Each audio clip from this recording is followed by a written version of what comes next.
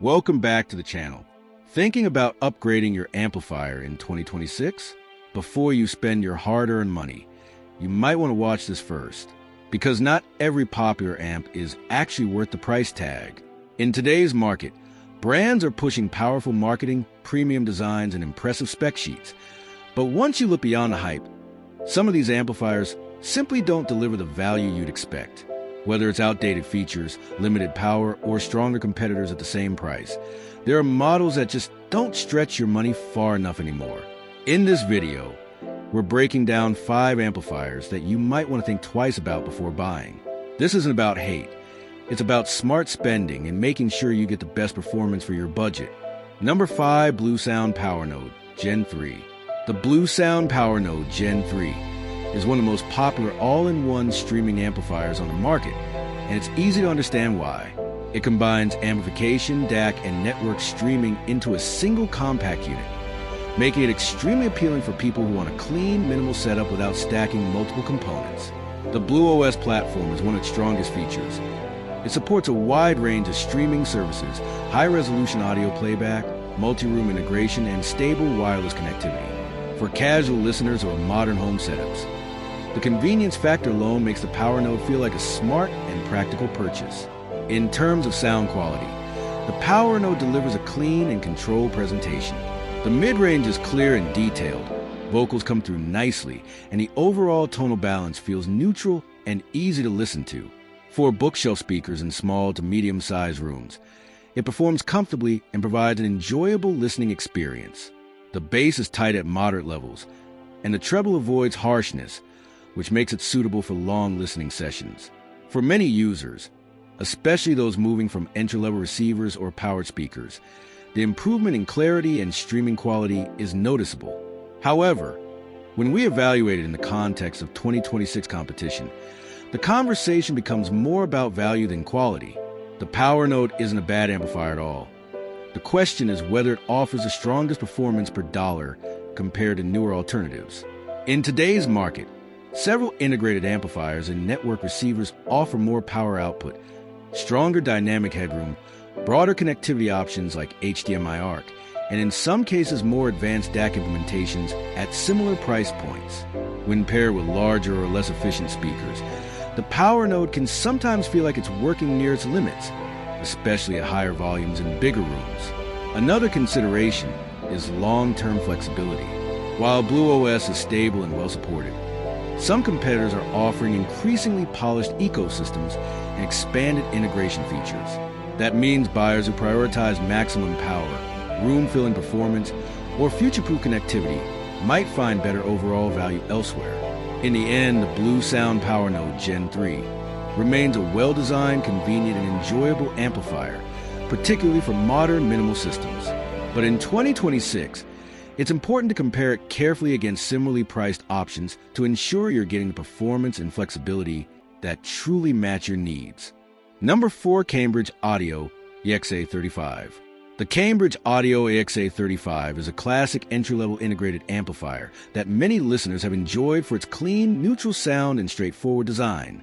Right out of the box, it delivers smooth mids and clear highs with a balanced tonal character, making it easy to pair with a wide range of bookshelf speakers. Its simple analog layout and lack of complicated features are often appreciated by traditional hi-fi fans who prefer a no-nonsense stereo experience. However, in the 2026 market, the value proposition of the EXA35 feels less compelling compared to newer amplifiers. While it still sounds pleasant, its basic feature set, limited digital connectivity, no built-in streaming platform, and modest power output, doesn't match up as well against more modern options that offer stronger headroom, upgraded DACs, and flexible connectivity at similar price points.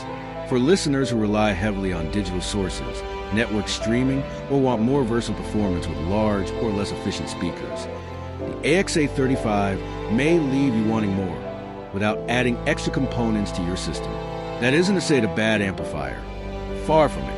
But when you compare its capabilities with competitors available in 2026, you'll find models that stretch your investment further in terms of features and overall performance. That's why it appears on a save your money / not worth it list. Not because it sounds bad, but because better alternatives exist now that deliver more value for your budget. Number 3, Denon PMA 600NE. The Denon PMA 600NE has been a solid choice for many listeners over the years, known for its smooth, warm sound and reliable performance. Out of the box, it delivers a comfortable and musical presentation. The mids are natural, the highs aren't harsh, and the bass stays controlled without getting overbearing. For people building a traditional hi-fi system with a turntable, CD player, or basic digital source, the PMA 600NE feels familiar and dependable, and its built-in DAC has helped countless users avoid buying a separate converter. For many hobbyists, it has been a go-to amplifier that simply gets the job done without unnecessary features or confusing menus. However, when we take a step back and consider the amplifier landscape in 2026, the way the PMA 600NE fits into today's market begins to shift. The main reason this model lands on a save your money / not worth it list isn't because it sounds bad. It absolutely doesn't. But because many newer amplifiers now offer stronger power delivery, more efficient dynamic performance, and modern connectivity options at similar or even lower price points. In 2026, listeners are increasingly expecting features like more advanced DAC implementations, built-in streaming platforms, high-resolution wireless support, and broader digital input compatibility. In these areas, the PMA 600NE feels a bit traditional and limited by comparison. Another important factor is power and headroom. While the PMA 600NE performs comfortably with efficient bookshelf speakers, it can feel somewhat constrained when paired with larger or less efficient speakers, especially in larger rooms or during more complex musical passages. Many of today's amplifiers provide wider dynamic range and more authority, giving music a stronger sense of presence and impact without distortion, even at higher volumes. Meanwhile, competitors are integrating more flexible connectivity, mobile app control, and frequent firmware updates that keep the user experience evolving. Capabilities of PMA 600NE simply doesn't match natively. That said, this amplifier still has its strengths. It is pleasant, familiar, and musical in its own way, and there's no reason to suddenly dislike it if you already own one. But if you're buying fresh in 2026 with an eye towards future-proofing, performance per dollar, and modern features, there are alternatives that simply stretch your money further in terms of power, convenience, and long-term satisfaction. That's why the Denon PMA 600NE ends up on this not worth it right now list, not because it's bad, but because the market has moved forward in ways that leave its value proposition feeling a little behind the curve. Number 2, Yamaha AS301. The Yamaha AS301 has been one of the most recommended entry-level integrated amplifiers for years, mainly because of its clean sound, reliable build quality, and straightforward design. It delivers a neutral and balanced presentation that works well across different music genres. The mids are clear, vocals come through naturally, and the highs stay smooth without becoming sharp or fatiguing. Its bass response is controlled and tight, especially when paired with efficient bookshelf speakers in small to medium-sized rooms. Yamaha's traditional analog layout and solid chassis give it that classic hi-fi feel. And the inclusion of a built-in DAC has made it convenient for users connecting TVs or digital sources without needing extra equipment. For beginners entering the hi-fi world, the AS301 has often been seen as a safe and dependable choice. It doesn't try to do too much. It focuses on delivering consistent stereo performance without complicated menus or heavy software dependence. That simplicity is actually one of its strengths. If your setup is mostly analog and you prefer a traditional listening experience, it still performs reliably and sounds pleasant for everyday use. However, when we evaluate it in the context of 2026, the conversation shifts toward value and competition. The S301's power output, while adequate for efficient speakers, can feel somewhat limited when driving larger or less sensitive speakers, especially in bigger rooms or at higher volumes. Modern amplifiers in a similar price range now offer more dynamic headroom, stronger current delivery, and improved efficiency. Additionally, many newer models include built-in streaming platforms, HDMI-R connectivity, better DAC implementations, and app-based control, features that are increasingly becoming standard expectations. That doesn't mean the Yamaha AS301 is a bad amplifier. Far from it. It remains stable, musical, and easy to live with. But if you're buying new in 2026 and comparing features per dollar, you may find alternatives that provide more flexibility, future-proof connectivity, and stronger overall performance for a similar investment. That's why it sometimes lands on a save your money or not worth it right now list. Not because it sounds poor, but because the market around has evolved significantly.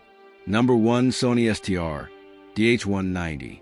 The Sony STR DH190 has been one of the most widely recommended entry-level stereo receivers for beginner audiophiles and casual listeners alike, and it's easy to see why. It combines a simple, intuitive layout with a clean, warm sound signature that many people find comfortable and non-fatiguing.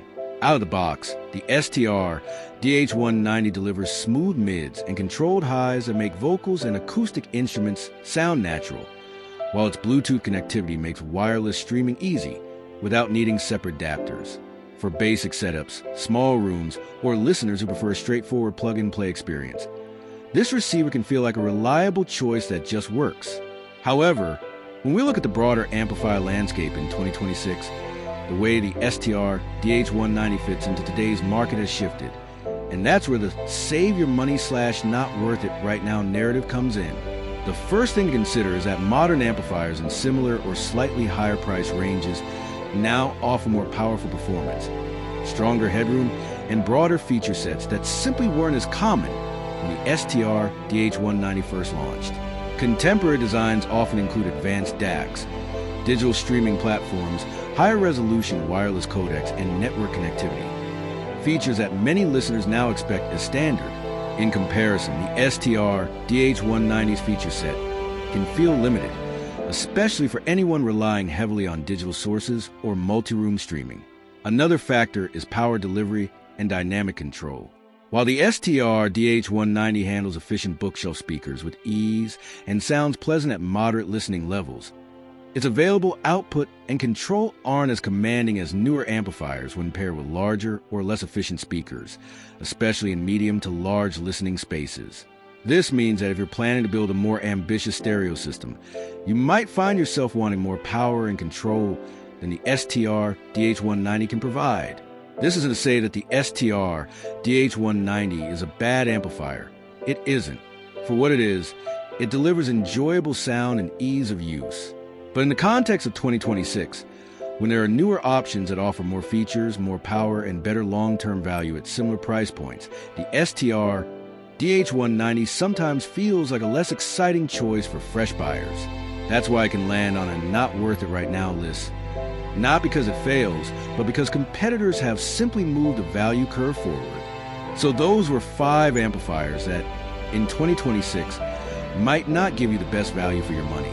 Remember, this isn't about saying these amps are bad. Many of them sound good and have served users well. But the real question is simple. Are they the smartest by today?